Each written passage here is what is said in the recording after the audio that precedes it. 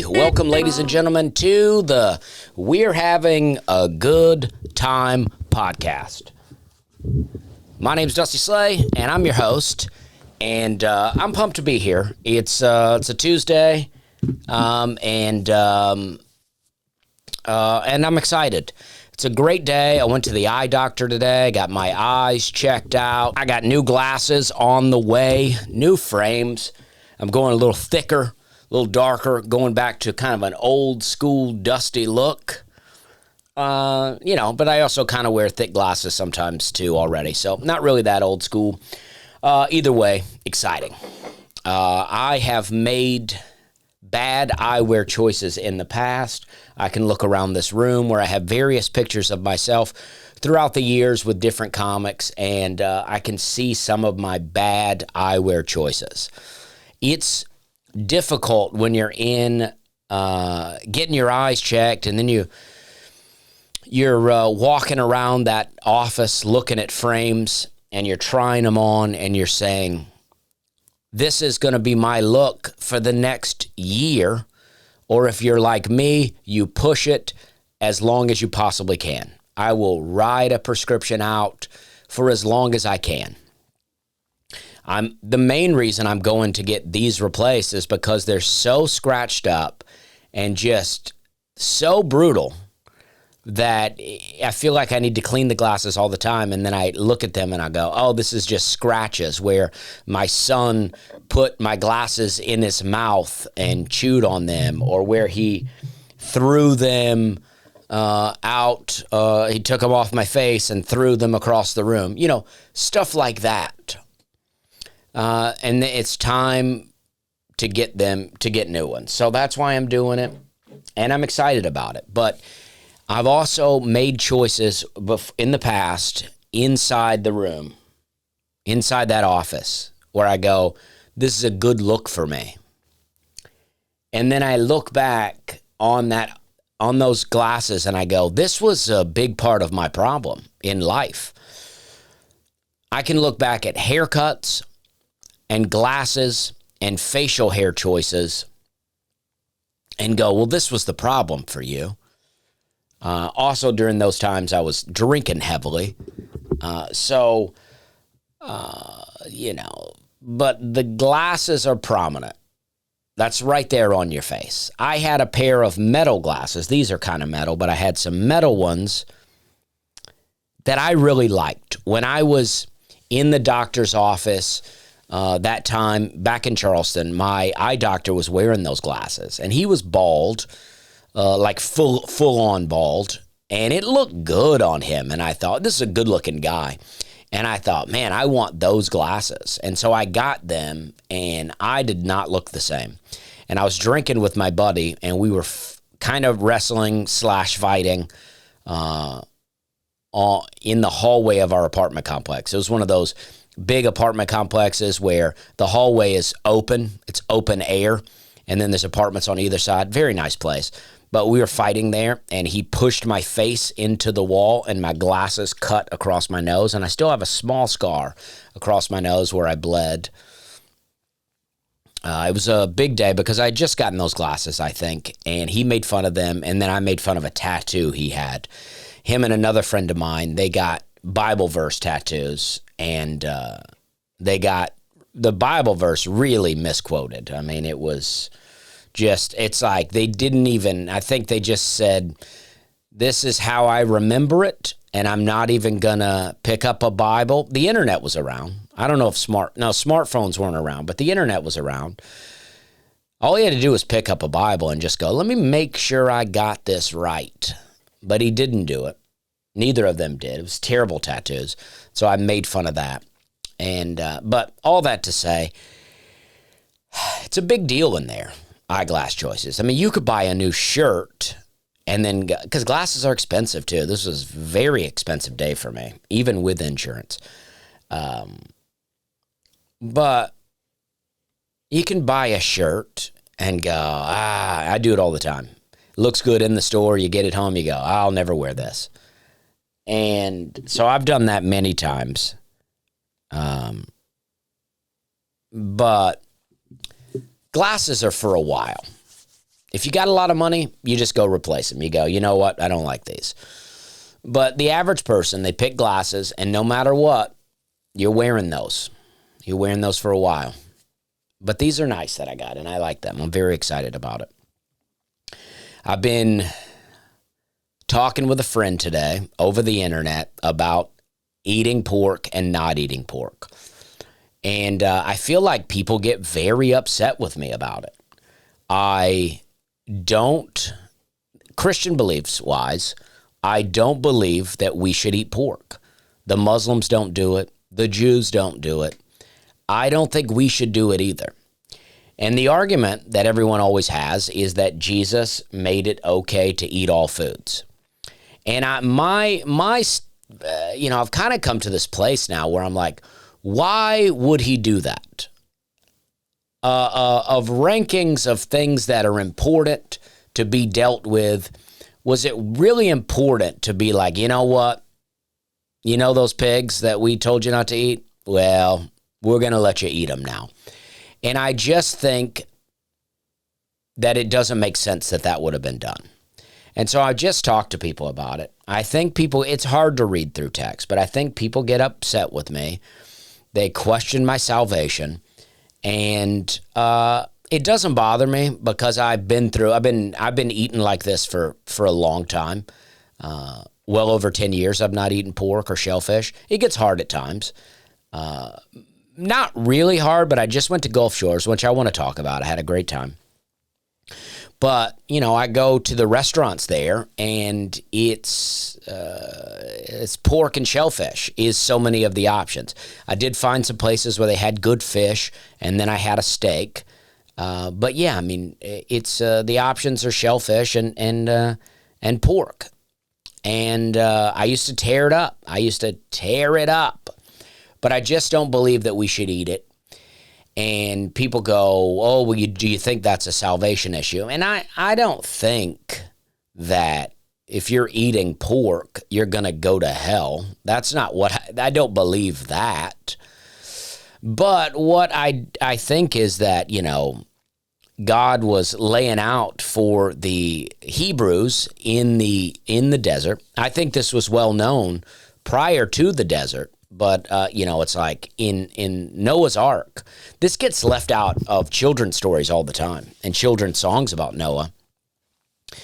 That in Noah's Ark, it says, everybody just says 2 by 2. He took pairs of animals by twos. But, it says that Noah took by 7s of clean animals and by 2s of unclean animals. And there's other references to clean and unclean animals prior to the desert. But I think what the explanation is, everyone knew this, from the time of, from the time of whatever. I guess from the time of Noah, because people weren't really eating meat prior to Noah. So maybe Noah was the beginning. And, all the way up to Abraham and Isaac and Jacob, they all knew what was clean and what was unclean. But then when they went into Egypt and spent 500 years in slavery, or however long it was, I don't know how long, but over that time, they kind of adopted a lot of the practices of the Egyptian people. So when they got out of there, God needed to re-give the laws to them that they had forgotten, the ones that had been passed down since Adam, since Noah, they had forgotten them. So God was re-giving it to them. And so he was telling them, he was saying, hey, I've created all the animals. I know which animals are good for you to eat and which animals are bad for you to eat. And when you really look at it, I saw a guy, I got to find the video. I don't know if I'd even be allowed to share it, but I found a video of a guy. It was a very old guy. It was an old video, and he was breaking it down, toxicity levels, and he found that animals that were deemed unclean in the Bible had the highest level of toxicity, meaning they were the worst for your body. Now, there's some argument I always see amongst health food people about oysters. oysters doing, something for your body that's good. Maybe it's protein or whatever. But for the most part, on diet plans, you never see any of that stuff. You might hear people say the carnivore diet, eat more fish, eat more beef, eat more chicken. But you never hear anybody go, what you need to do is eat more pork. You need to get more pork in your diet. And I don't even just mean bacon. The process for making bacon is so bad for you that even if if pork were a clean animal, I think bacon is still bad for you. So these unclean animals are bad for our bodies. Now, again, of course, we've invented so many bad things that I eat. I mean, I went on a streak recently of eating Butterfingers. I was almost secretly eating Butterfingers on the road. Everywhere I would go, I would get a Butterfinger. I love Butterfingers. The Green Room at Zany's, the comedy club here in Nashville, they have snacks for us. There's always candy bars in there. And I do pretty good. They'll have little Reese cups, little minis, and I'll eat one or two, but I don't do too bad. But they got Butterfingers in there. The small, bite-sized Butterfinger. Not bite-sized, but fun size. And I just kept eating them. I just kept eating the Butterfingers. And it spilled over into daily life for me. I would be on the road and I would stop at the gas station and I would buy a Butterfinger. And then I reached a place where I started to feel really bad. My digestion took a turn. And I don't know if it was totally the Butterfingers, but it could not have played a good role for me. And I think if Butterfingers would have been around during the time of God giving the food laws, I think he would have listed the Butterfingers as unclean. That's just a suspicion that I have, but I do think they would have made the unclean list. So I'm not trying to claim that I have perfect eating. I'm a mess with eating so often. But I did away with eating pork and shellfish in about 2013, I would say. It took me a minute after I quit drinking to catch on to that. But I started doing it, and I've never looked back.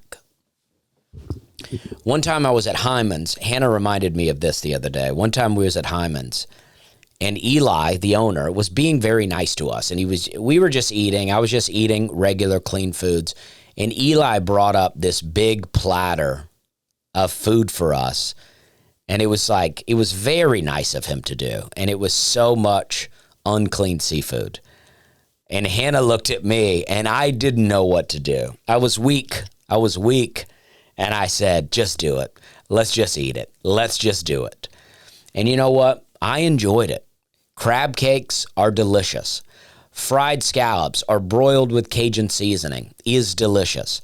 Shrimp is unbelievable. But I don't miss it. I really don't. And I just think that God was saying, hey, listen, these are bad for you. I've given, I have other purposes for these animals. I think pigs, I think India one time put pigs in their landfills to clean them up. I think that would be great. Now, we might have to do a little separation of landfills. I don't like pigs, but I wouldn't want them to be out there eating the plastic. But I think that pigs can eat about anything and digest it. And so they're a good filter for the land. They're good to get rid of waste. I think if we had a pig pen, we could throw a lot of our stuff in there that the pigs would eat and get rid of for us. I don't know, but I think they have a purpose. And I especially think that with oysters, shrimp, scallops, lobster, crabs, all of that stuff, they're catfish is even on the list. And they're filters for the oceans. And I think of how much of that food is available for us to eat and how dirty so often our waters are. And I thought if we didn't fish any of that, if as a world we decided that we weren't going to eat any of those things, how clean might the oceans be? How clean might the lakes be? I don't know, but I think about it. in the creek that I have in McMinnville, I'm told is completely fed by mountain streams. I want to walk up the creek to see how far it goes, but I'm told that it's completely mountain fed and the water's crystal clear. And I'm sure that plays a role, but the creek is also filled with these little, mussels, freshwater mussels or snails or something. And I got to believe that they're just filtering water. They're just cleaning the water. And that's what I think about. It doesn't upset me that other people eat pork. It doesn't upset me that people eat shrimp. I go out to eat with people all the time that eat it. But I just don't think that we're supposed to be doing it. I don't think it's good for us. And I think that it's laid out very clearly. And I think, and I'm not going to talk the whole time about this, I promise, but I'm into it. I feel good. I think that when we get to this verse, I think it's Acts, when Peter is on the rooftop and he has the vision. I know I've gone. If you're a longtime listener, you're probably so bored right now, and I'm sorry. But when Peter's on the rooftop and the sheet comes down and it's filled with unclean animals and Peter's hungry, and God says, kill and eat. And Peter says, not so, Lord, I've never eaten anything common or unclean. And God says, who are you to call common and unclean what I've made clean? And that came down 3 times, and Peter said no every time, and Peter was confused. And then later, he realized that there was this guy, I believe his name was Cornelius. I should do a little research before I talk about it, but I believe that was his name. And he was a Roman of some sort, but he was not a Jewish guy, and he was but he was a God-fearing man. And Peter realized that what God was saying was that this man, who is normally would be called common and unclean by me, God is saying to me, that man is not common and unclean. He is a God-fearing man, and you are going to make him a Christian. He's going to become a Christian. I'm paraphrasing. And I think the verse itself, it answers, its own question. It says that, he was confused and then it was revealed to him. But my thing that I always think about is Peter spent time with Jesus. He was one of Jesus's closest friends, and he spent time with him. And so if Jesus made all foods clean, as certain versions of the Bible say. One says purging all meats. But I just think that, and Jesus was really chastising these other Jewish people in this building. If the interpretation is, let's say in fact it is that Jesus made all meats clean, suddenly pork was okay. He was chastising men who were just keeping God's law, because that would have been the first time that had ever been said. Jesus said in that moment, what is it? It's, I don't know, I could look up the verse just in case you want to read those things. He would have been chastising them for Mark 7. They were just, this would have been the first they had ever heard of this. And there were a lot of things that I think they were doing wrong, but they were doing wrong that was going contrary to what God's word was. And Jesus would have been yelling at them and telling them that they were wrong for actually just following what they had read in Leviticus. It would have been confusing for everybody in the room, because none of those people considered pork to be food. It would be like the equivalent to someone being in America and going, all right, like say Jesus was here and he goes, all meats are clean. And we go, oh, okay. Well, let's eat some dog, right? It's like we don't think of dogs as food, but, the same way they didn't think of pigs as food. And so, but even if that is what happened in that moment, if Jesus chastised these men for just following exactly as God had laid it out, why did Peter not know that Jesus did that? even if there was one person around that was friends with them, they would have asked later, like, Jesus, what were you talking about back there? You're saying we could eat pigs and stuff like that? You're saying all that's fine? And then Peter would have known. And so when he was on the rooftop and he was hungry and God brought down this sheet and said, kill and eat, I would think Peter would have been like, oh, thank you. I appreciate it, Lord. But he was hungry, so God used something that, that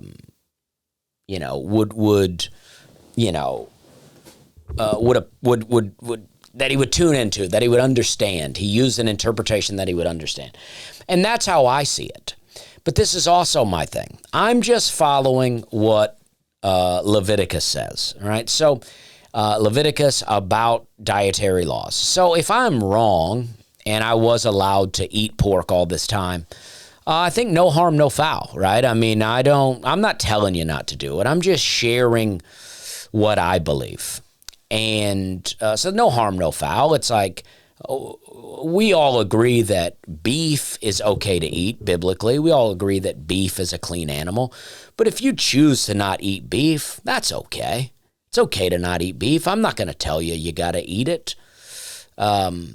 But, we all agree that it's clean. So in the same way, if I get to heaven, hopefully I end up in heaven, and I find out that I was wrong, then I go, oh, dang, you mean I could have been having barbecue sandwiches, ribs, and, raw oysters. I'd be like, dang, I really missed out. But no harm, no foul, right? But if I am deliberately going, I don't know, I read it in there, but I think I can do it, then that seems, I don't know, it seems a little more tricky. And I like to err on the side of caution and go, if I don't think that I should, if I'm not sure, I'm not going to do it until I'm sure. That's where I'm at. But I've had comments made to me before where they tell me, this is why you need to belong to a church. This is why you need a pastor, because you need someone to correct you on these things.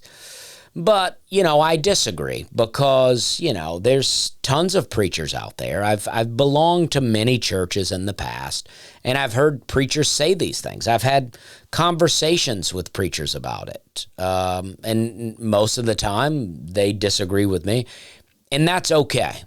I think we should have these kind of discussions, and I think it is okay to disagree.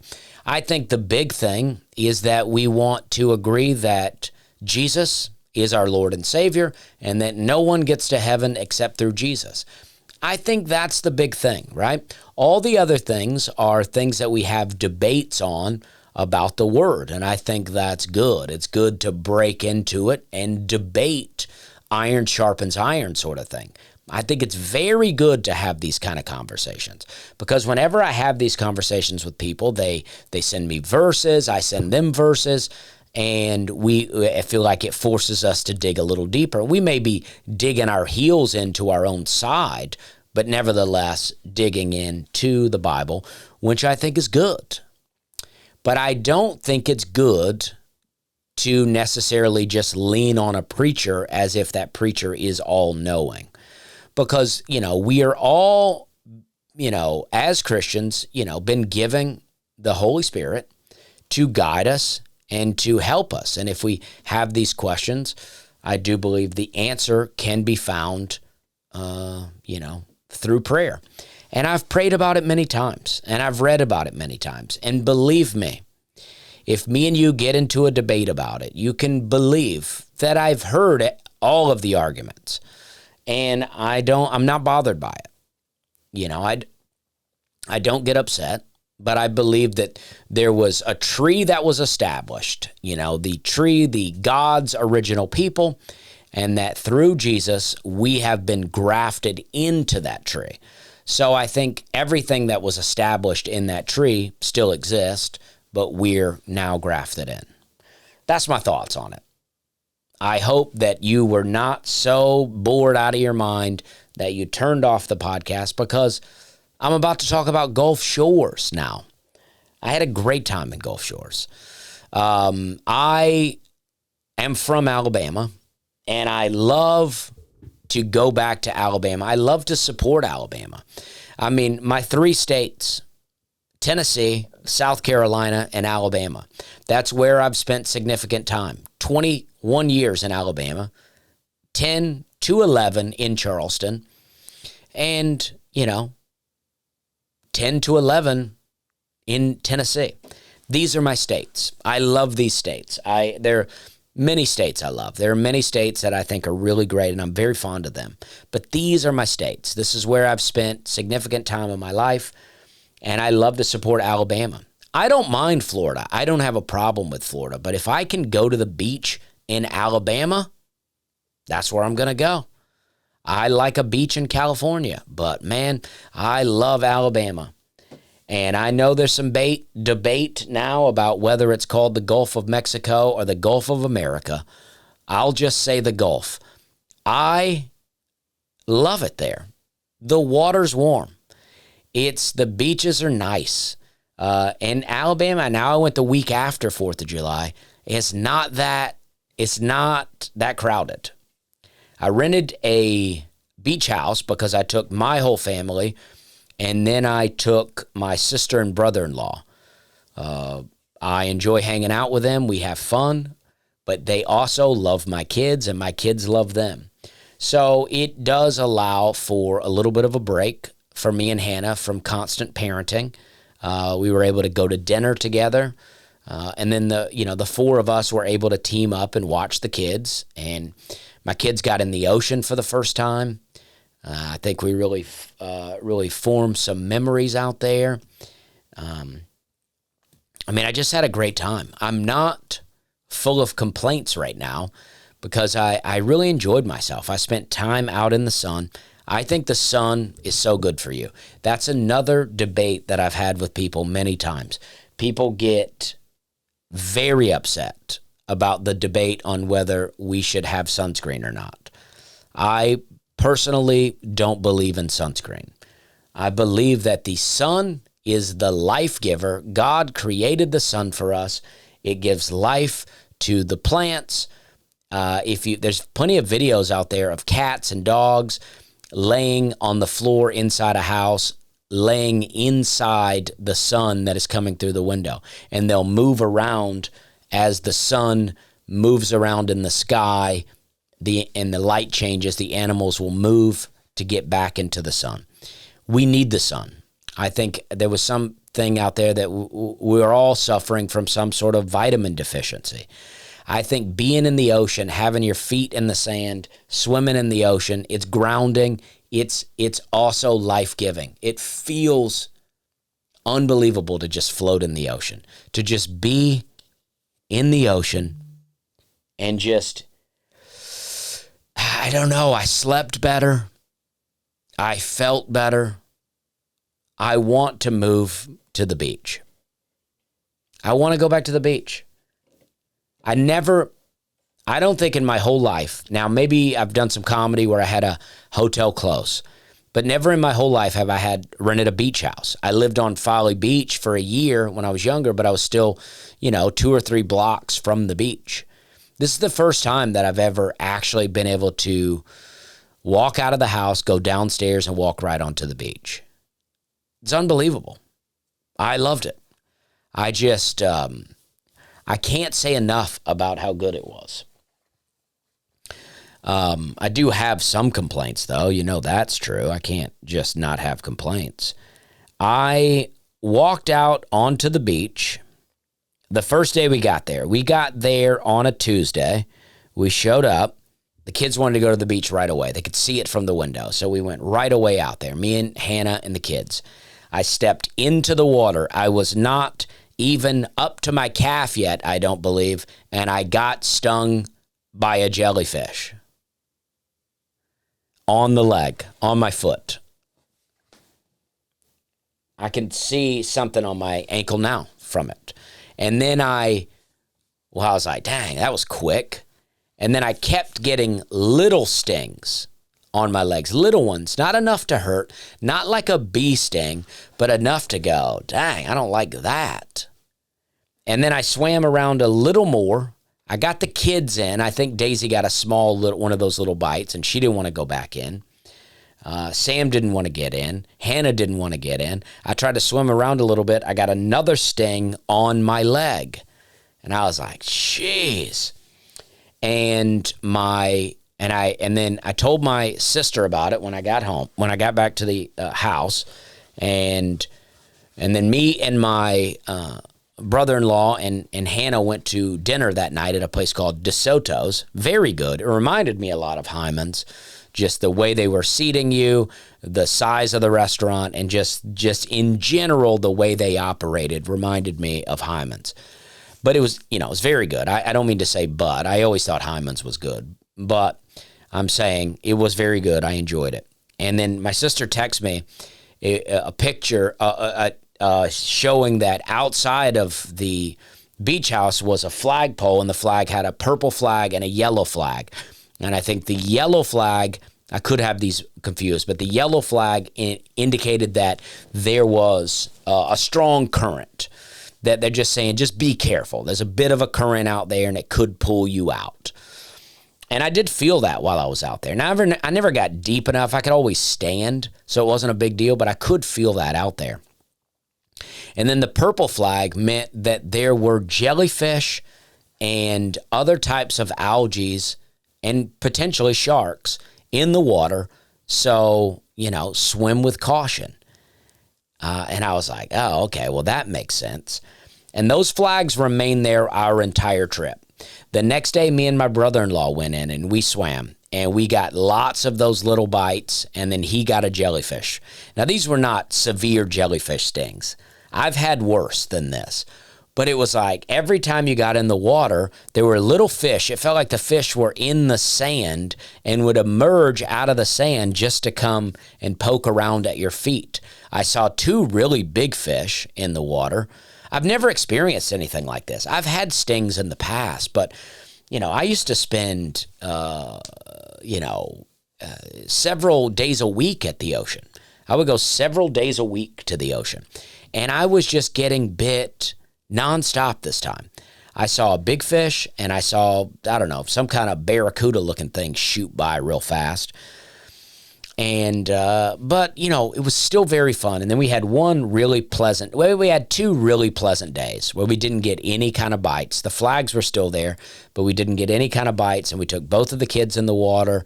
They got to swim around in there. They can't swim, but they got to float around with us.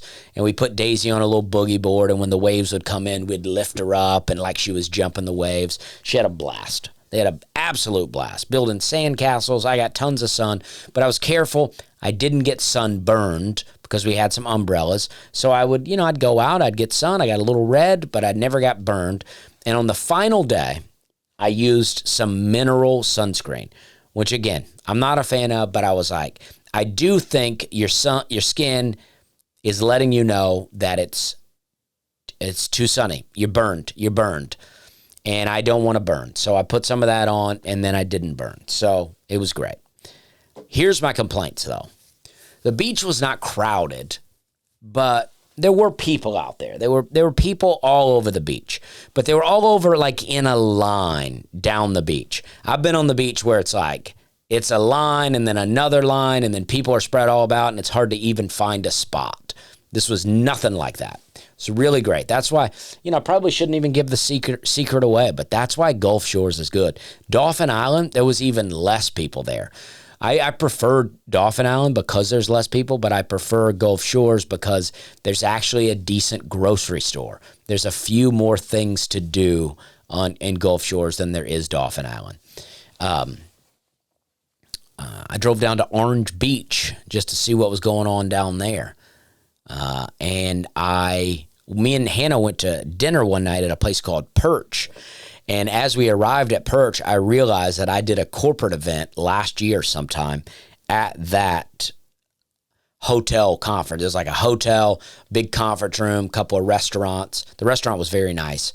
But I realized I bombed at a corporate event down there. And it was one of the worst ones I've ever done. It was for, I forget what it is, but it's my dad used to have one. It's a cell phone, but also a walkie-talkie. And I forget what that's called, but it may come to me. But I was excited about it. But man, they were not into it, and it's too bad. I liked them. I got some laughs. It wasn't a total bomb. I don't have any total bombs anymore, but I have some corporate events that sometimes are like, it's borderline. It's tricky. All right, here's my complaints. The beach, there were enough people around that when I go to the ocean, what I want to listen to is the ocean. I want to hear the waves rolling in. I want this peace. But there was always somebody out there with a stereo playing music. And what they're playing, because Gulf Shores is, I've said this to Hannah, and I think this is true. The whole country goes to Florida and Myrtle Beach. The whole east side of the country, that's where I feel like they go. The southern people go to Gulf Shores. So much of the music was modern day country, just modern day radio country, where it just has that tweeting sound. I remember in our cars when I was in high school, they had what they called tweeters. I don't know if that was the official name, but they would have them in the front of the car, usually in the front corner by your door, your like if your driver's side door, it'd be right above your left eye there, and it would be a little speaker, and it would do the t t t t t, like you would hear the cars going down the road, and you could hear that t t t t t. I can't describe it, but it's that, and it's a clapping kind of noise. That's what is filled with New Country. New Country is filled with those sounds, just some kind of clapping, chirping, tweeting sound. And I don't know what that is. And then the music is all taking itself too seriously and too melodramatic. I'm not into it. In my opinion, on a regular beach, there's two forms of acceptable music. There's classic rock, that's acceptable, and there's yacht rock. Those are the two forms, and yacht rock is basically classic rock, but a bit of a beach vibe. That's it. If you like pina coladas getting caught in the rain, that's beach music. That's acceptable. Maybe if you're in Jamaica, we're doing reggae. Depends on where you're at. But a southern beach, it feels like classic rock and yacht rock. That's all that's acceptable. But there's so much new country, and it's just, I prefer no music. We're polluting the air out here. We finally made a trip down to the beach. I just want to hear the waves crashing in. We're too stimulated. I think there was a time when, we weren't stimulated everywhere we went. So out on the beach, listening to some music was pretty fun. I think that time's passed. Or maybe I'm just a grump. But I also think not everybody wants to hear your music. I have a Bluetooth speaker that I like to play. But I'm very self-aware. I take it with me to hotels, and I'll play music on the Bluetooth speaker in my hotel. Never too loud, never late at night, but I will play music for myself. I'll play it around the house, stuff like that. Never where I feel like it's disturbing other people. That's my rule. I think it's a good rule to live by. Don't make people listen to what you're listening to, unless you're a DJ. And if you're a DJ, you should be good and you should be able to read the room. That's what I think. Here's my other complaint about people at the beach. I don't like when people are fishing at the beach. What are you doing? People are swimming out here. Now, I don't know a lot about ocean fishing, but I know that when you're fishing in a lake, you use a bait to bring in the kind of thing that you want to catch. But you might be fishing for a bass, but you catch a brim. Or you might, I don't know. At least, all right, I'll say this. When I used to fish for catfish, sometimes we would catch brim. I don't know a lot about bass fishing. I think you need a little fish kind of lure, and you got to throw it and then kind of reel it in slow. I think that's how it goes. Catfish, you just have a little, that's really all the kind of fishing that we would do. You would have a little, what do they call it, a little bobber on there. little floater, and then you would hang down. You put some weights on your string and hang a little hook, put a worm on it, throw it out. The bobber's in there. It's just floating, and you wait for it to get pulled down, and that means you got a bite, and you reel it in. That's the kind of fishing I always did. Sometimes you catch a brim when you're trying to catch a catfish. That's how it goes. So I don't think the people are fishing for sharks, but I don't know what they're using. And I don't want you to bring in any fish to where I'm swimming. I want fish, the last thing on their mind to be, I bet there's food up by that beach. I don't know why that's a thing. I don't know why we allow people to just fish on the beach. Now, people are fishing off the pier, and I think that's okay, I guess. I mean, it's still the same water, but, you know, in that sense, it's like, hey, don't swim around the pier. Don't fish around the beach. Don't swim around the pier. I think those are good rules to live by, and I don't care for it. I don't care for the fishing. I would rather you play music on the beach than fish out of the beach. And also, we made our little camp, and we found a giant hook in the sand where my kids are playing, a giant rusty hook where somebody got sloppy with their fishing. Maybe it was just an accident, but still, you left a hook. Could have given us all tetanus out there, even though I'm not sure I believe in tetanus. No, I guess gangrene is real, but I don't know if I believe in tetanus. But I went to, I went to Perch, I went to DeSoto. I got an email from a guy telling me to go to a place called the Ugly Diner on Gulf Shores, and I went there, and I saw a review. It said it was the best Reuben I've ever had, is what it said. So I had to go. So I went down there, and I got the Reuben.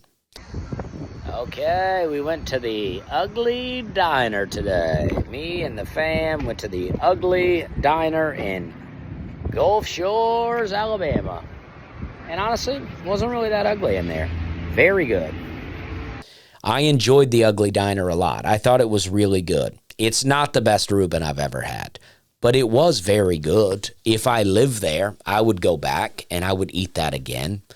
My friend Joey gave me several recommendations. I didn't take a single one. I don't know why, but when I got an email from a guy telling me that he was local to the area and that he loves that place, I was like, well, I got to check that out. I got to check out. And then he also recommended a coffee spot called Foam, I think.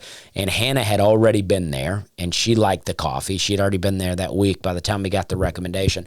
Another guy from Publix in Foley, Alabama, messaged me and said, wanted me to come by and pay him a visit.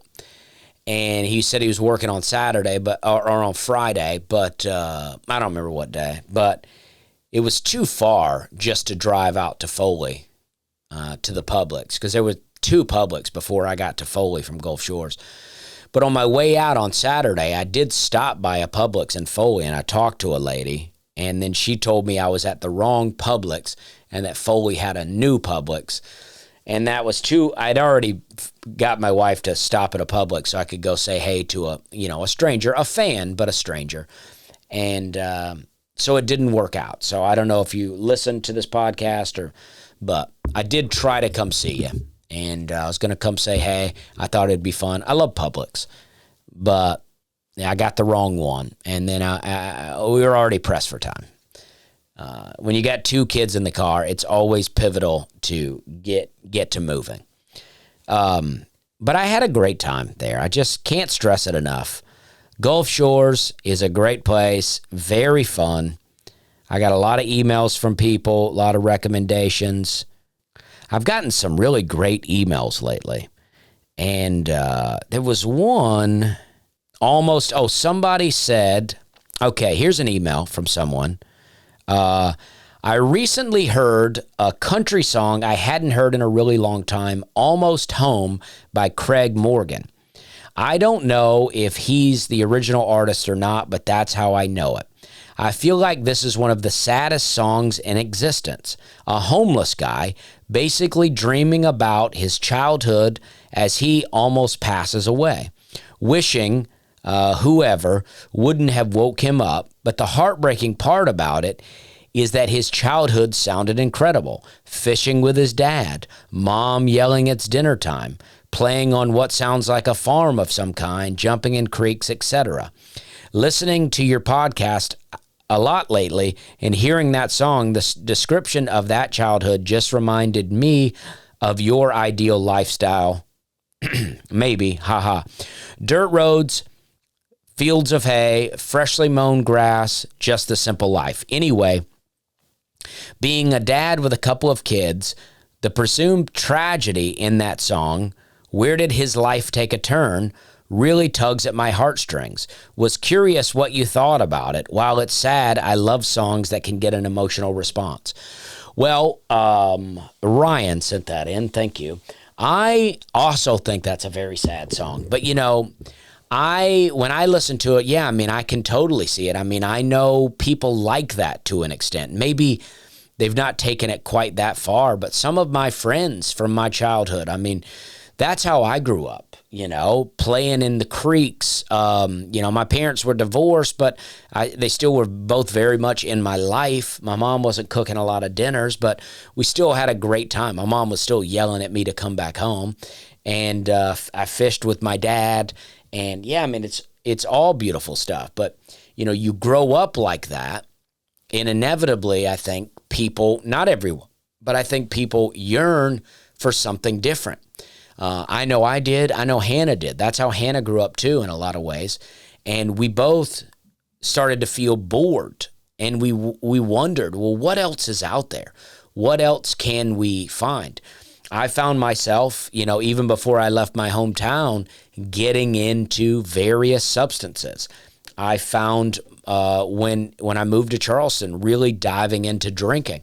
And it's like, had I not quit and turn that around, who knows where my life could have ended up. When you see documentaries of people that are homeless on the streets in Skid Row and in Seattle and in Denver and in Kensington Avenue and Philadelphia, when they actually interviewed these people, they're all on drugs, right? And it's like, it's not that they were just like, I want to go live on the street and do drugs for whatever reason. Maybe the doctor prescribed them and they got addicted, or maybe, they were just partying and the partying went too far, but now they're addicts and they're out living on the road and, or maybe, you went through tragedy, I'm sure, people, I think it happened to a lot of people in when factories closed down. You hear about these small towns, a lot of places in Pennsylvania and Ohio and places like that, when all their factory jobs got shipped overseas in the 90s, and then almost overnight these towns died. It led people to depression because, not long ago they were making good money and providing for their family, and then all of a sudden, out of nowhere, their job is completely gone, and they turn to alcoholism, and maybe their family, their wife leaves them, or their family leaves them because they're not making any money, or maybe because they're not making any money, they get depressed and they become alcoholics, and then all these things happen, and then you look back. And you go, where did it all go wrong? But it just feels like sometimes for certain instances, it doesn't take much before you're like, man, my life really took a turn. And I think about that when I think about this song. Like, here's a guy, and what he has now is just his dreams of his childhood.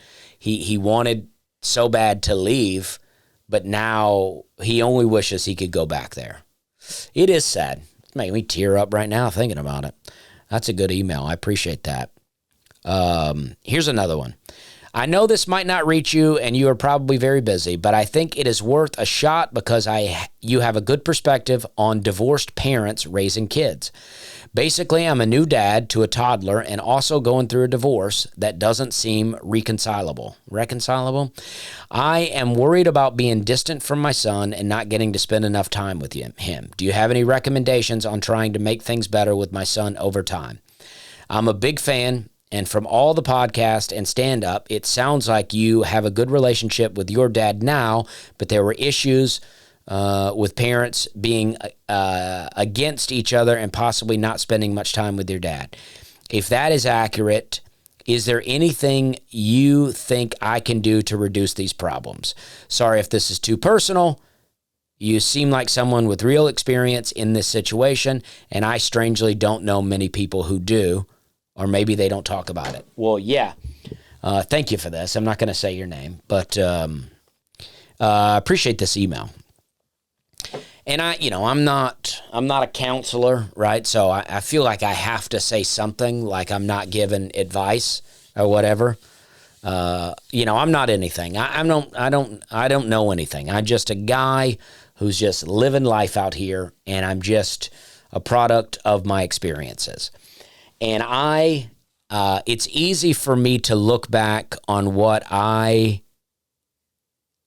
think are mistakes my parents made because I have the hindsight of being able to look back on it, right? Whereas at the time, they were just living their life.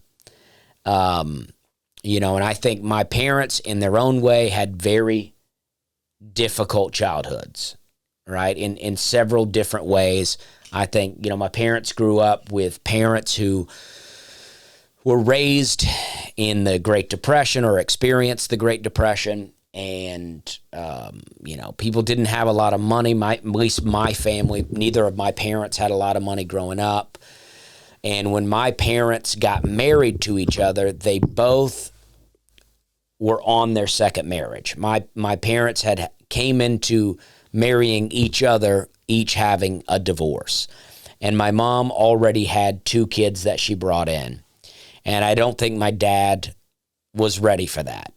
I don't think my dad was, and I don't know that anybody is. I know there are some very good step parents out there who have stepped up and really become like parents to the kids. I mean, so much so that the kids oftentimes love the step parent more than their own parent that they don't get to see very often, right?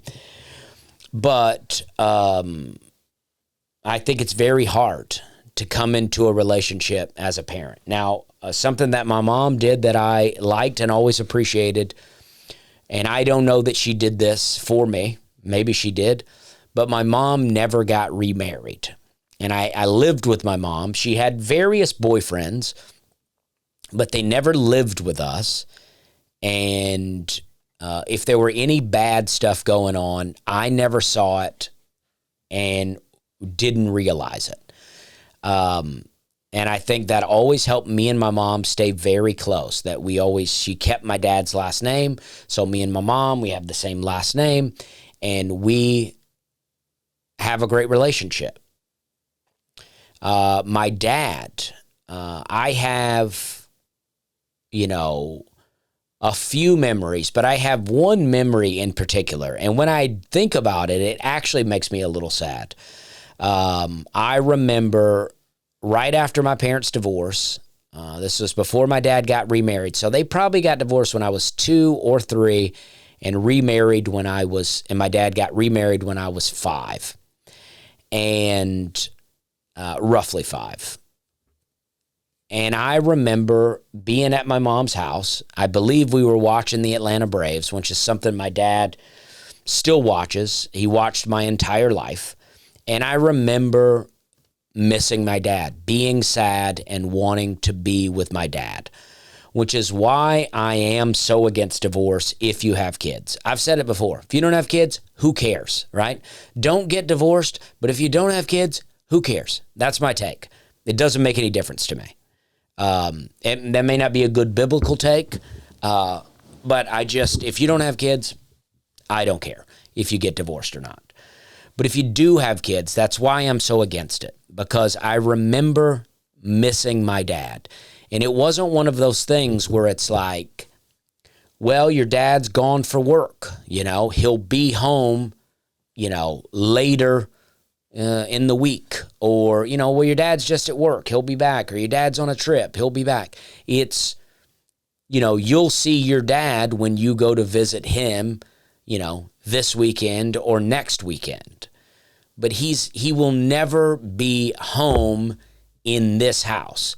The house we're in right now will never be home for your dad. And I remember really missing my dad. And my dad got remarried when I was 5. And I don't think my dad did anything wrong by doing this. But he got remarried to a lady who had 2 kids. She had 2 sons, and they were both older than me. So now when I would go to visit my dad on the weekends, I was now going into basically someone else's home. My dad did a good job, I think, of trying to make me feel at home, but I shared a bedroom with my younger stepbrother, who I just saw not too long ago. They're great. This is nothing against any of them. But I shared a bedroom with him, so I didn't have my own bedroom at my dad's house. And then my other stepbrother, who was, a good bit older than us, he had his own room. And then my dad had his new wife.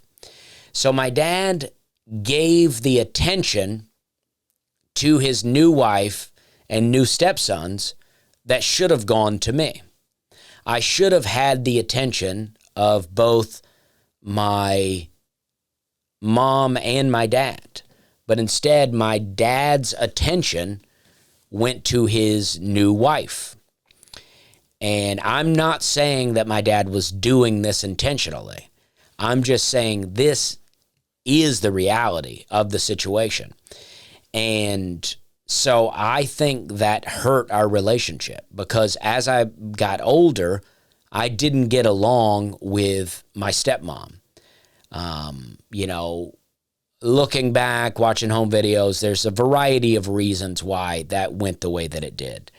But just to me at the time, as a kid, I'm like, this lady is not very nice to me. She wasn't abusive. She didn't abuse me, but she wasn't very nice to me. And so I didn't feel welcome there. And it affected my relationship with my dad to a degree that he got divorced, to her roughly 9 years later when I was 14. And in that time, when she was gone, me and my dad did start to get closer. We took trips together. We did a couple of different things. We were hanging out more. My dad wanted me to start coming, spending more time up there with him. And we took a trip to Panama City, where he met his wife now, and he remarried to his wife that he currently has, who's my stepmom, Martha, who is incredible. I mean, she's a great lady. But again, my dad gets remarried when I'm 16, now giving the attention that he should be giving his teenage son. Now that he has the free time, he's given that attention back to his new wife. And I say all that because this is my life experience. I'm saying if you can't reconcile with your wife, which is too bad, the world, this country, not the world, this country right now is set up to make us divorce each other. It is so easy to get divorced. It is so easy. There are people ready to divorce you. There's nobody pushing back on you. There's people going, well, if that's going to make you happier, do it. There's no pushback on it. And sometimes when someone's decided that they're done, then there is nothing you can do. I encourage you to try to do it, to try to reconcile. Because I think inevitably, and I know lots of divorced people, lots of people my age who grew up with divorced parents. And I think inevitably the parents turn you against the other parent, whether they mean to or not. They may not even mean to do it, but they're, they may make a comment here or there. Maybe it's just like, oh, your dad always does this, or oh, this is your mom's always acted like this. Those kind of comments to where it starts to turn them against you. So I would strongly try to keep the marriage together. But if you can't, and this is the hard part, this is the other hard part. If you can't, I would try to not get remarried. If you work out some kind of custody situation where you get to see your son, pretty often, try to not get remarried. And spend that time with your son. I don't know how old you are. I'm 43 and I have young kids. So if you're very young, you could, when your kid is older, you could maybe start a new family. That's my advice. If you want the relationship with your son, don't get remarried. You could date, but when your son is coming to visit you on the weekends, be alone with him. Spend time with him. Give him the energy that you would be given to a new wife. Now, there's a chance that you meet a woman and she's really great, and I would encourage you, and this will sound bad, people will hate this, I think, but I would encourage you to try to not marry someone with kids, because especially if she has the custody of the kids, because then that's your house now, and you're going to be giving them that energy. And I always say this, maybe, and I'm sure there are people that know how to work this and they know how to make it happen. But I just think, kids need you. And especially, I feel like little boys really need their dads these days. It's a different time that we're in, and I really think they need their dads, and he's going to need you. So I would say if there's nothing you can do to keep this marriage together, try to not get remarried.